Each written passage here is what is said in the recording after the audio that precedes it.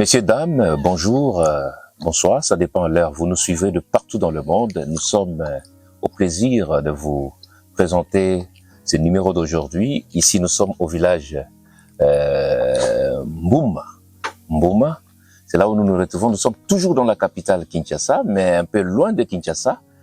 C'est là où nous nous retrouvons, dans la ferme du pasteur Amis Monangoy. Pourquoi nous nous retrouvons ici? Nous sommes venus voir ce qui se passe ici. On a découvert beaucoup de choses ici. Il y a l'élevage, il y a la sculpture, il y a la porcherie, il y a beaucoup de choses ici. Alors ça nous a beaucoup attachés à savoir exactement qu'est-ce que le pasteur Amis cherche exactement.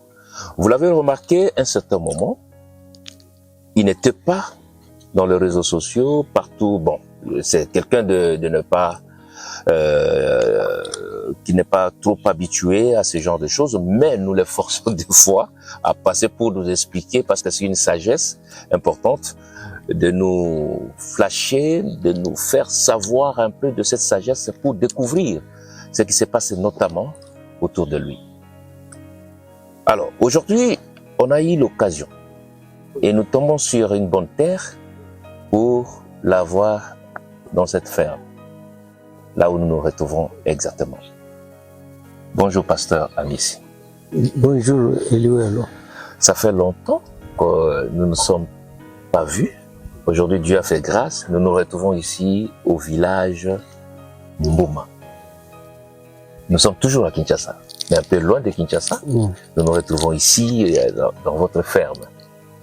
Dites-nous un peu l'idée de faire cette découverte ici que nous sommes en train de consommer. Que Dieu vous bénisse d'abord. Amen. Nous sommes ici, au village de Bouma, où nous avons une ferme. Je pense que vous avez plusieurs images. Oui, oui.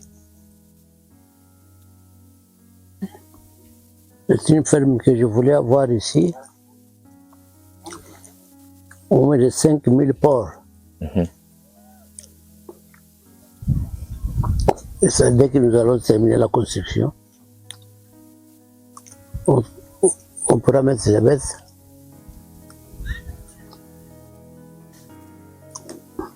En tant que pasteur, c'est pour montrer que les serviteurs de Dieu aussi doivent travailler. Ok. Je m'imagine, nous sommes allés encore avec toi une fois dans ma ferme de Bas-Congo. Vers Bas-Congo, voilà. Là où nous avions une grande ferme de 5 hectares. Nous avons planté à peu près 42 000 boutures de manioc. Et ici, on n'a pas encore terminé de travailler, nous continuons. Dès qu'on pourra terminer à bâtir le bâtiment, on va revenir encore, c'est là que nous allons mettre le porc, un grand poulailler, et aussi on va faire l'élevage de lapins ici. Ok. C'est dans le sens aussi de montrer à la nouvelle génération qui vient après nous que le travail ici de la terre, c'est le travail que nos ancêtres bibliques nous ont laissé. Abraham, Isaac et Jacob. Ils sont passés par là. Étaient des éleveurs et ils sont passés par ce travail. Très capital. Alors, vous voyez justement rentrer totalement dans ces choses ici. Ça vous ennuie pas des fois? Ça vous dérange pas? Hein? Non, ça me déstresse.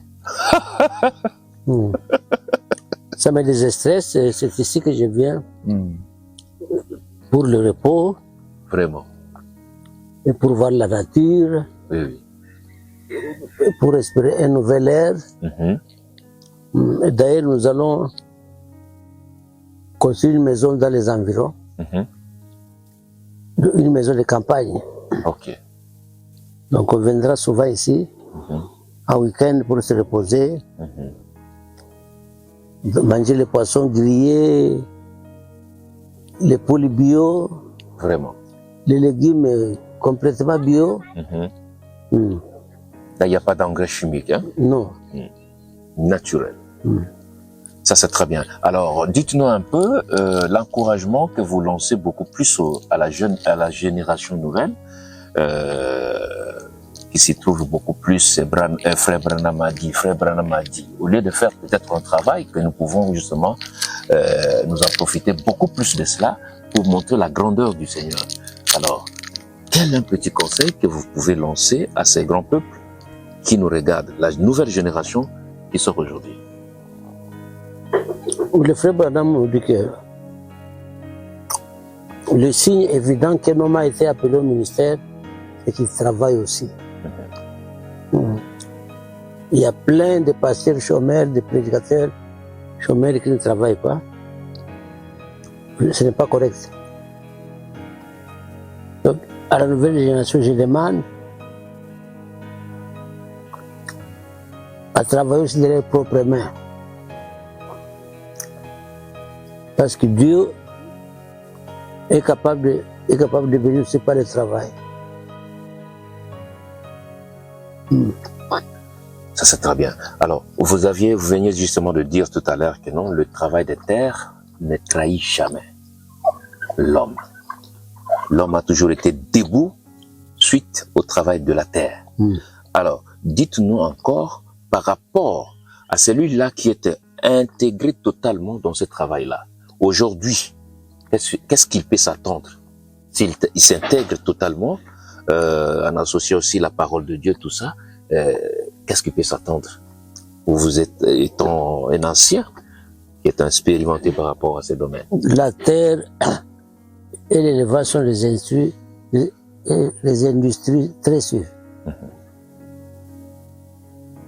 Industrie de transformation. Ça ne trompe jamais. Mettez le grain sous le sol et il ne vous trahira jamais. Il y a des gens qui s'occupent de ce travail comme ceux qui ont étudié pour ça, comme notre fils qui est là. C'est Franck, hein? Non, c'est Josué. Il nous aide. Agronome, notre jeune agronome. Il nous aide dans ce boulot. Il peut à suivre, ainsi de suite. Et ça, c'est déjà un bel exemple. Oui. Un jeune homme, fils d'un pasteur, mais qui travaille aussi. Je suis content tellement, non, mon père était pasteur, et nous avons notre église là-bas, tout ça, et puis il croise les bras. Non. C'est ce que j'ai beaucoup aimé sur le garçon. Il travaille sérieusement, et puis nous allons l'encourager. Très bien. C'est un capital. Alors, pasteur Amis, parce que nous nous retrouvons notamment dans cet endroit, votre ferme, nous avons vu de porcs, là-bas, nous avons vu de poissons, beaucoup, il y a aussi des oiseaux qui sont là, il y a aussi la dinde, j'ai vu tout à l'heure là. Alors, vous projetez faire maintenant quoi?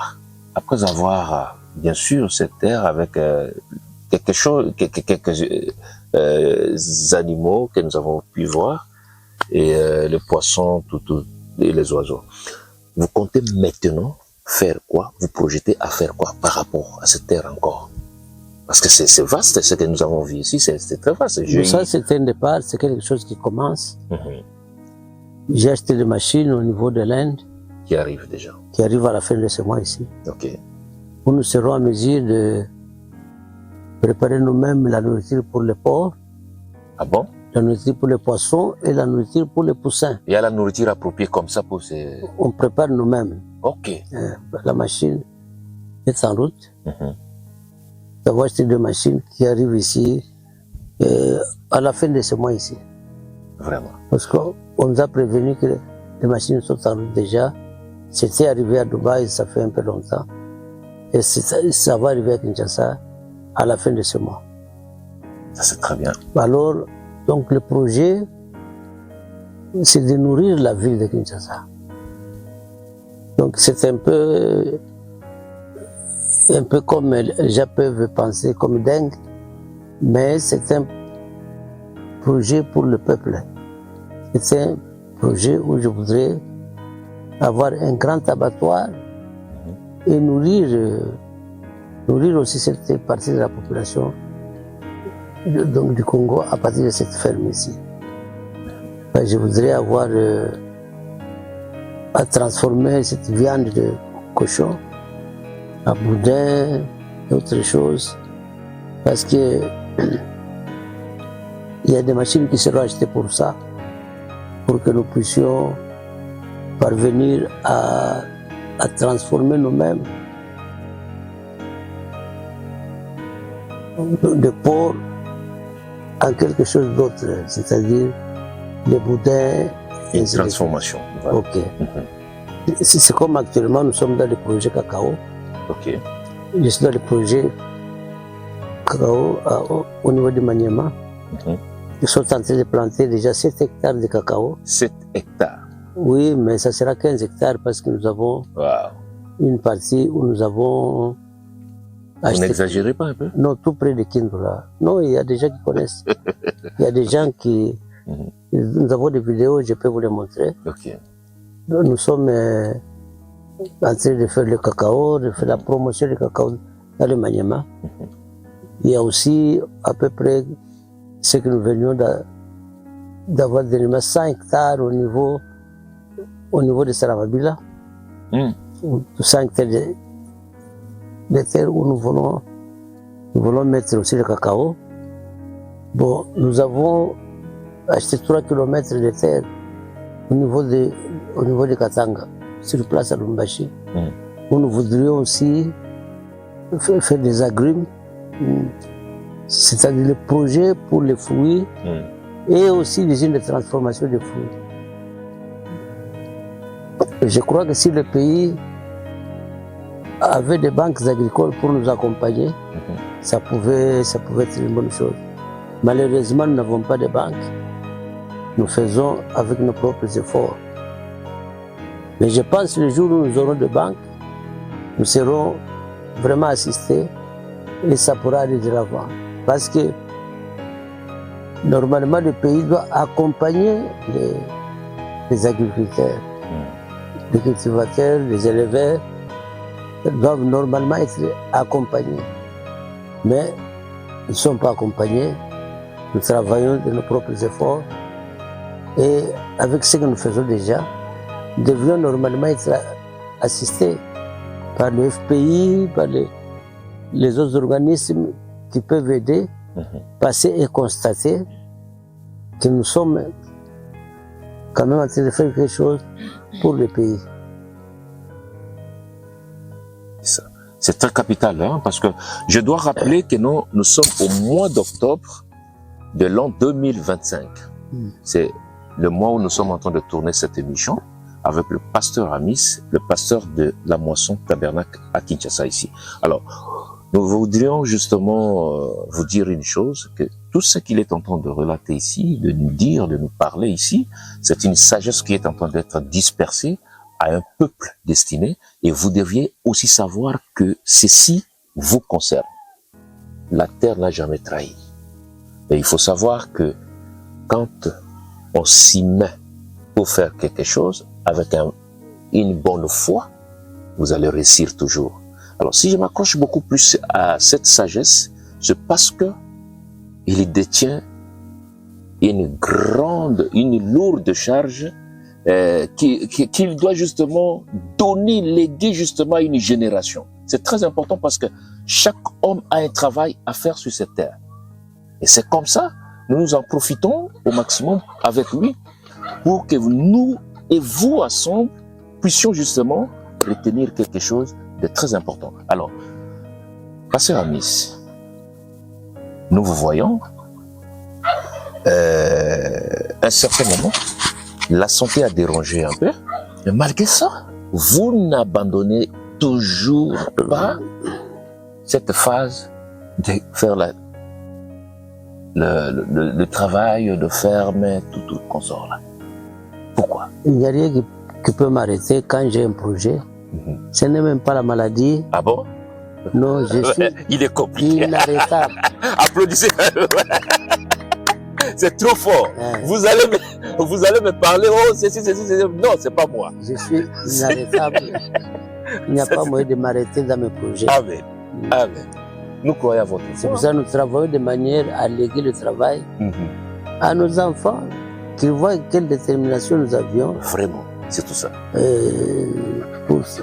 Il ne faut pas être dans la vie, le découragement est démoniaque. Vraiment. Il faut ce qu'on appelle la résilience. Vraiment. Vous connaissez la signification de la résilience? La résilience, voilà. La résilience, c'est affronter quelque chose, même si vous êtes découragé, mais il faut reprendre la force, l'énergie et le courage. Continuez. Et Dieu va intervenir. Amen. C'est ça même le principe de stoïcisme.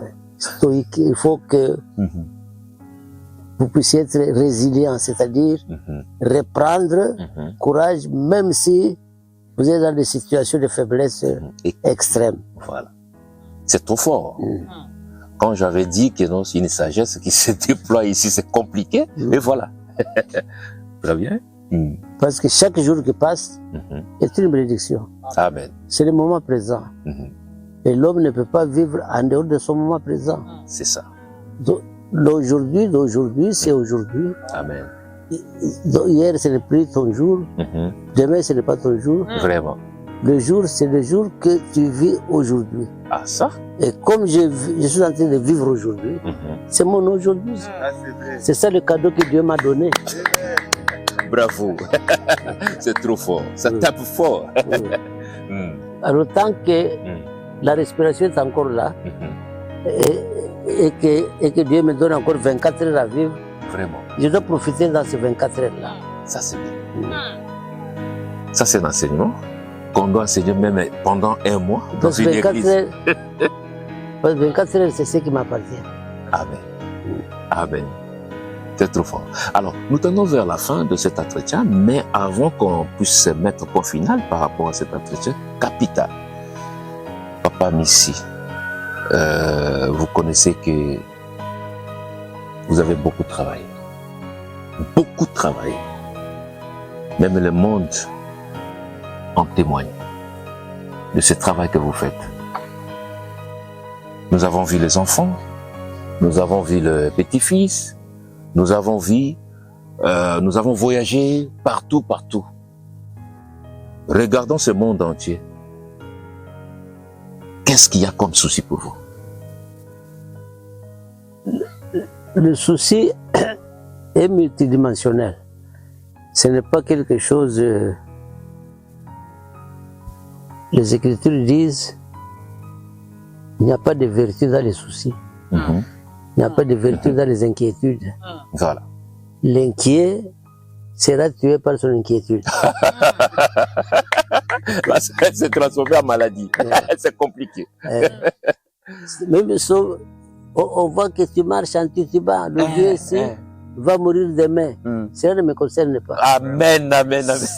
Ça concerne celui qui me regarde. Qu'est-ce que je vais dire encore? Moi, ce qui me regarde, c'est le vivre. Ah, vraiment? Que je marche en titubant, que je marche... C'est pas votre problème. En tournoyant, que je marche en rondouillant. Ce qui compte pour moi, c'est de vivre aujourd'hui. Vous voyez? Vraiment. Donc nous sommes en train de demander à la génération montante de revenir à la terre. Amen. À cette terre ici. Regardez ça. C'est l'usine de transformation de Dieu. Amen. Quelqu'un ne peut pas être déçu par la terre. Vraiment. J'ai un arbre de safoutier là-bas. Mais imaginez-vous si je faisais des calculs. Les bassins d'un safou qui sortiront de cet arbre-là pendant 30 à 40 ans, ça peut scolariser les enfants. Exactement. Exactement. Un seul arbre ne savent. Mais les Kinois ne savent pas que même la papaye est une affaire. Sérieuse. La papaye, c'est une grosse affaire parce que quand vous entrez dans la ville de Kinshasa, vous n'avez aucune boutique où on vend seulement les différents fruits. Il n'y en a pas. Or, c'est une opportunité qui traîne. Et les gens veulent envoyer leurs enfants au Canada. C'est une bonne chose. Mais c'est un passe-temps. Il faut qu'ils écoutent ça, hein, c'est important. Et moi, j'ai manqué l'argent pour envoyer mes enfants là-bas. Non. Non, j'en ai même plus que ceux qui ont envoyé les leurs. Vraiment. Ça dit pourquoi je n'ai pas fait ça. C'est parce que ce n'est pas ma préoccupation. Vraiment. Ma préoccupation, c'est quoi? C'est faire comprendre aux enfants que quand les Chinois viennent ici, ils prient Bouddha. Qu'il leur donne l'occasion de venir vendre même du sable. Vraiment. Mais les Kinois prient le Seigneur Jésus pour quitter le pays. Le contraire. Et c'est compliqué. Ceux qui partent à l'extérieur ne deviendront jamais des millionnaires. Jamais. Ça? Jamais. Les millions, c'est ici. Les nouveaux riches, c'est ici. Si vous voulez devenir un nouveau riche, retourne à la terre. Ce pays que Dieu nous a donné a 80% de terres arables non travaillées. La terre occupée par les villes et les champs et le travail, c'est seulement 20%. Mais on laisse les 80% aux expatriés pour qu'ils viennent déboiser nos bois, amener cela chez eux et construire là-bas. Mais nous prenons ceux qui pouvaient construire ici, nos propres enfants, on les exporte comme des esclaves à l'extérieur du pays. Et ils trouvent que c'est une bonne chose. Mais qu'est-ce qu'ils ont comme salaire là-bas? Ici, avec 3 mois de champs de maïs, si je fais par exemple un champ de manioc de 3 hectares, comme j'ai fait la fois passée, si je plante, comme j'avais planté l'autre fois, 42 000 boutures de manioc, si je pouvais gagner seulement $1 par bouture pendant 6 mois, j'ai 42 000 $. 42 000 $ en espèces. Ah mais oui, pendant 6 mois. Le calcul est simple. Très simple. Et si pendant 6 mois, une bouture de manioc me donne $2, 84 000 $. Et cela est faisable. C'est possible parce que j'ai essayé l'expérience. Toi-même, tu étais dans ce champ de... Oui. Tu étais dans ce champ de manioc. Mais moi, ça, seulement les feuilles. Ça, seulement les feuilles. On n'a pas encore... une semaine. On n'a pas encore parlé de concept de manioc. Et quand on en arrivera au concept de manioc, imaginez-vous. Soyez en Europe, soyez en Chine, soyez là où vous voulez. Devenez esclave, devenez travailler dans des usines, aller tuer les porcs là-bas aux États-Unis d'Amérique. Vous allez les tuer, on te paye le soir, fatigué comme un morceau de bois. Mais ici, un cultivateur intelligent, parce que la matière grise est très importante. Quand vous n'avez pas la matière grise, c'est comme ça qu'on appelle que celui-ci est un sous-homme. Un sous-homme, c'est quelqu'un qui peut avoir des muscles, qui peut avoir une énergie inutile. Dieu lui a donné l'énergie pour rien. Or, l'énergie, c'est pour la réflexion. C'est-à-dire, c'est pour dire, avec cette terre, qu'est-ce que je peux faire? Il y a ceux qui ont fait même l'agriculture, comme mon ami qui est là-bas, mais qui est chauffeur. Il n'a pas fait son travail qu'il avait étudié à l'école. Mais il connaît beaucoup de choses. Oh, ça c'est Antamoeba historique. Ça, il connaît tout ça. Mais qu'est-ce qu'il est allé faire là-bas? Tu vois, il est allé en dehors de ce qu'il a, en dehors de sa formation. Pour s'il pouvait rester dans sa formation, être même à Luba au Saint-Terre, là, chez eux, là. Mais je vous dis que la terre traîne. J'ai passé une nuit dans son village natal, à Kikulu. Mais la terre traîne. Ça cherche qui peut travailler cette terre-là. Alors ceux qui ont travaillé ont émigré. Ils ont quitté leur village, c'est pour venir ici. Et ici pour faire quoi? Vraiment. Ici pour parler un bon lingala. La richesse. Pour avoir un poste téléviseur à la maison, le ventilateur, tout ça, c'est tout. De la modernité. Or, aujourd'hui, avec la technologie avancée, il y a la possibilité d'avoir du courant ici à Bouma. Oui. Ah mais oui. Je vais mettre le courant. Vous passerez un jour ici, vous allez voir, ça sera éclairé complètement. Vraiment. Pourquoi? Parce que la technologie est avancée. Donc revenons à la terre. Prenons ceux qui ont fait leurs études, qu'ils viennent encadrer nos projets. C'est comme ça que nous demandons. Nous travaillerons toujours avec notre fils ici, Josué, dans différents projets que nous avons partout à l'intérieur. On les prendra, on partira avec de gauche à droite. Parce que nous croyons que s'il y a des jeunes gens qui veulent demeurer dans ce qu'ils ont étudié, on doit les encourager. Très bien. Nous aussi, nous n'allons pas baisser les bras, nous allons vous conduire aussi dans ces projets pour faire voir au monde. L'homme peut avoir des excuses pour être né pauvre, mais il n'a pas d'excuses quant à mourir pauvre. C'est compliqué. Non. Je n'excuse pas quelqu'un qui meurt pauvre. C'est un idiot.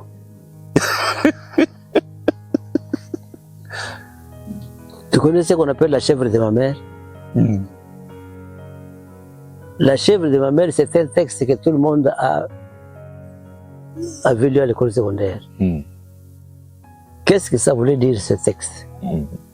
La chèvre de ma mère est un texte où une famille africaine, c'est une histoire vraie, a perdu le papa de la famille. Et comme d'habitude, les gens de famille sont venus pour s'accaparer de tout ce que papa a laissé. Mais ils ont laissé seulement une seule chèvre. Et la seule chèvre, la maman ne voulait pas la tuer parce qu'il dit, tout ce que notre père nous a laissé, c'est cette chèvre ici. Oh mon fils, gardons encore cette chèvre ici, parce que tout ce que papa nous a laissé. Ils ont gardé la chèvre. Ils ont accouplé la chèvre. Il y a eu maintenant 3 chèvres qui sont nées, chevrons. Après, c'était devenu 15. Après, c'était devenu un troupeau de chèvres. À partir de la chèvre de ma mère, une chèvre. Il y a eu un troupeau de chèvres. Avec le troupeau de chèvres, le jeune homme a étudié, il a terminé les études et il a pérennisé l'entreprise de sa mère. C'était devenu des grands éleveurs à partir d'une chèvre. C'est pour cela que je n'excuse pas quelqu'un qui meurt pauvre, c'est un animal. Ça c'est fort. Mais oui, je vous ai dit ici qu'il y a la possibilité toujours de gagner, même en regardant seulement, en regardant la nature ici. Et la nature peut te donner quelque chose. Mais oui. Parce que tout est énergie, tout. Nous avons lu ça à l'école. Et l'énergie ne se repose pas. Permanente. Et vous avez vu déjà le courant électrique qui se repose un peu? Non. Non? l'énergie ne se repose. L'homme est énergétique. Il est composé des atomes et les atomes, ce sont les énergies. Et une énergie est une force, est une puissance. Si vous avez la connaissance de ce qu'est l'énergie, vous avez cette connaissance, vous ne faiblirez jamais, même si le corps est fatigué.